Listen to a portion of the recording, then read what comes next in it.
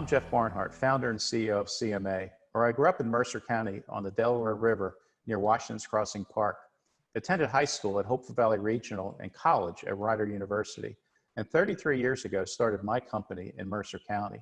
Through the years, I have been involved with many local businesses and organizations.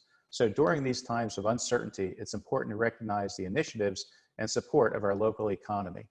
As such, CMA Cares is honoring those businesses and organizations that have shifted gears to help others in the community. We're sharing an in-depth look with our community members as we share stories to help spark hope and light. Okay, welcome everybody. Thank you again for joining us for CMA Cares, a COVID-19 interview experience. Today we are joined by Trish Gray, not only a volunteer with It's Rough Life Rescue, but she is also a CMA crew member.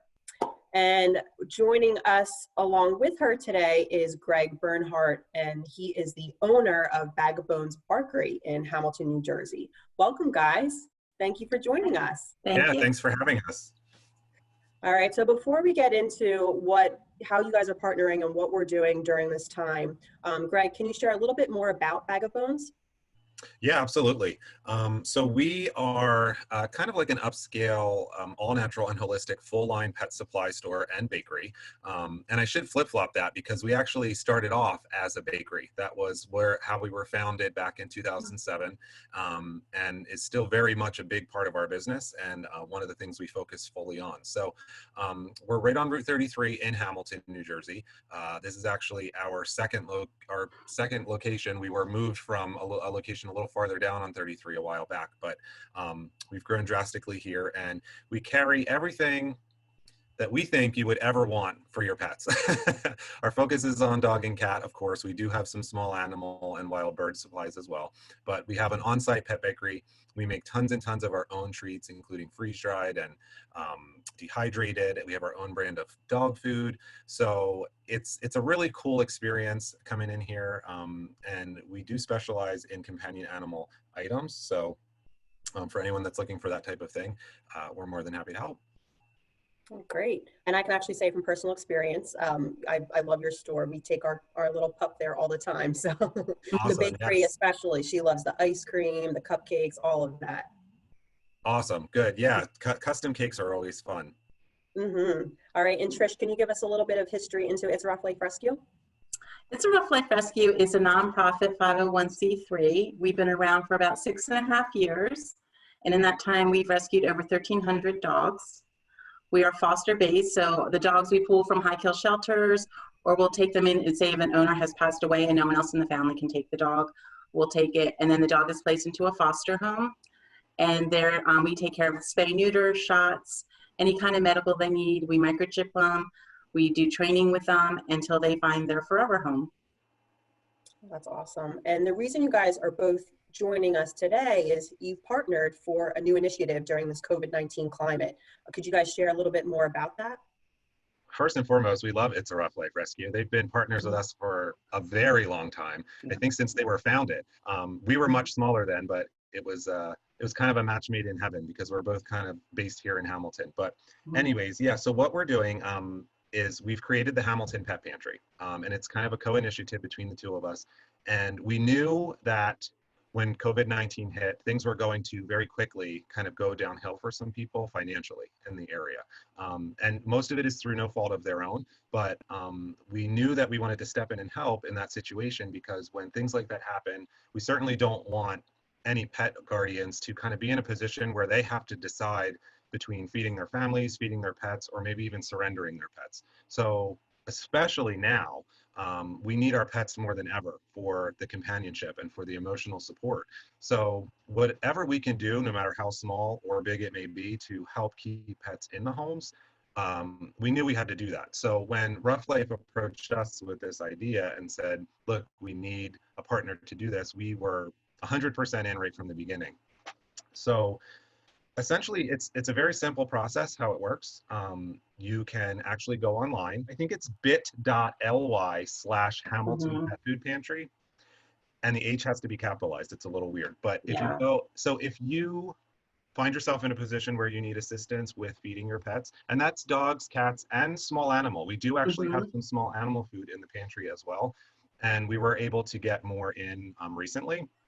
So if you have a gerbil or a hamster or a rabbit, that we don't normally stock that stuff in our store, but we were able to get some of that in for people who need it. So if you find yourself in a position where you do need assistance, we just ask that you fill out a really brief application, and then Rough Life handles kind of matching as closely as we can the food items that you're using to your pets, and they send that over to us.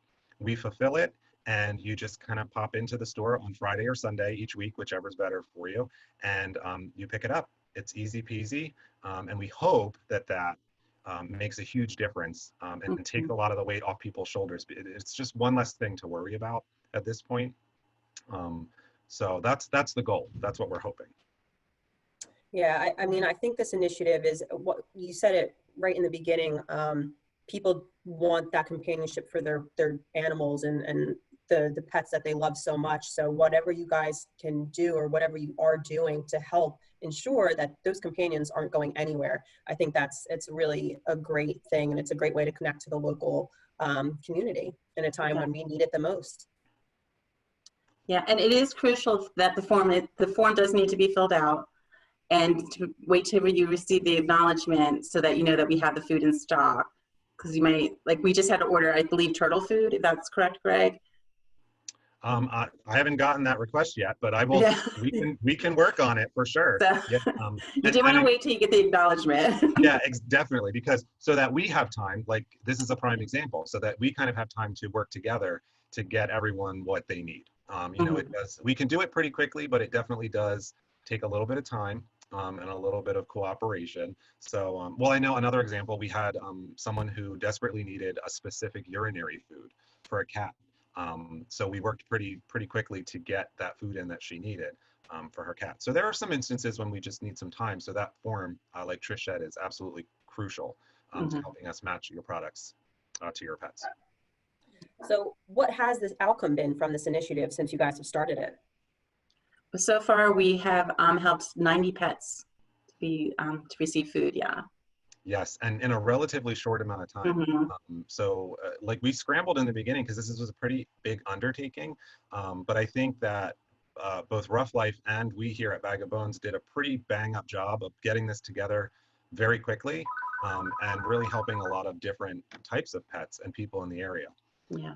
And I have to say, everyone has been so appreciative and so grateful. We've received so many awesome pictures and notes and cards from people saying we didn't know what we were going to do. And like I said, like as a pet owner myself, I can't imagine what it would be like to be in a situation where I may have to give up my pets because I can't afford to feed them and my family. Like that's a horrible, horrible thing. So even if we help one person avoid that situation, this is all worth it.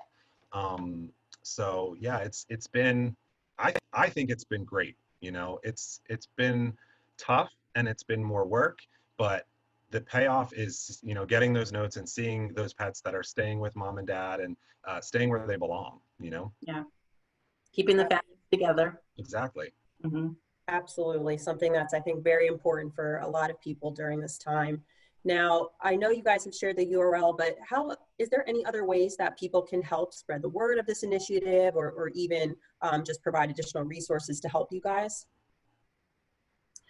They can donate to the pantry.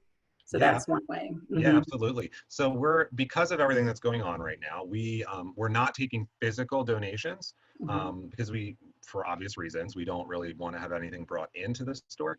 But we have actually set up at bagofbonesbarkery.com. If you go onto our site and you click onto the Shop Now link, there is a section that says Pet Pantry or Donations. So you can actually click that, and that will take you right into our donations page. So you can actually donate monetarily and kind of choose the items that you want to donate, whether it's dog food, cat food, canned food, litter, whatever it might be. We have dollar amounts assigned to those items. And we will then use those dollar amounts to get in, like we were just talking about before, get in those specific items that we need in the pet pantry. Or if we're short on canned cat food, for instance, we may buy in some of that from our manufacturers. Many of whom, by the way, have been gracious enough to donate a ton of product to stock that pantry initially. I mean, we're talking thousands of dollars worth of stuff that they donated at the drop of a hat, just by us asking, which was tremendous. So they got us started off, but now we're kind of using the donations to fill in the gaps and get some of the things we're low on or some of the specialty items that we need. So yeah, they can certainly donate monetarily, as Trish said, but of course, sharing it, spreading the word, sharing the link online, sending it to anybody who you think may need it, is definitely a help. You know, we don't have tons of resources and time to advertise and share that. So social media is kind of like advertising wildfire these days. So just sharing it could be a huge difference. We're going to continue to do it for as long as we feel it's necessary. Right. And I think the that our residents will kind of tell us when that time has come. As we start to see dwindling or no requests for assistance, we'll kind of know it's time maybe to cut it. But even still at that point, any donations that are left, whether they be monetary or physical donations, all of that will actually be split up amongst all of our rescue partners. Yes. So, because so I think that is key. Yeah. Yeah. Okay. Yes. So all of the donations are eventually going to go to help rescues or fosters. It's not going to just kind of go away and disappear. So people can definitely rest assured knowing that if they are donating, it's definitely going to a local cause. We're keeping everything at home. You know, nothing's going outside of the community. Right. That's amazing. And since you just said when everything gets distributed, what else can we expect from both It's a Rough Life and Bag of Bones as we quote unquote get back to this new normal, or what, you know, our normal will look like for the remainder of 2020? Do you guys have any further initiatives you're looking at?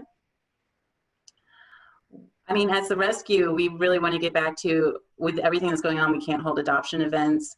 We're actually even having a hard time getting the dogs out of the shelters and so forth. So our main goal is to get back to getting as many dogs out of the shelters as we can, getting back to having the adoption events so the public can see and meet them. So we really want to try to get back to that. Yeah, it really is a bummer because we host not only It's a Rough Life, but also 5 or 6 other rescues in the store every month. And it's such a highlight to the weekends, you know? So not having everyone here and not having exposure for the animals that do need homes is tough. It makes things exponentially more difficult from an adoption standpoint, you know? And that's one of both It's a Rough Life and Bag of Bones here. That's one of our main goals, is to find homes for pets. Right. So when we can't get them out to meet people, that's a crucial part of that process. So I think we're all looking forward to getting the animals back out to meet everyone, and that networking for sure. Absolutely. And hopefully that won't be too far down the road from now. We hope. Cross your fingers. Well, thank you both so much for helping share the story and what you are doing currently in our community to help families, help our pets, to ensure that we're all still there for each other. So with that, we'll talk to you all soon. Thank you. Thank you very much.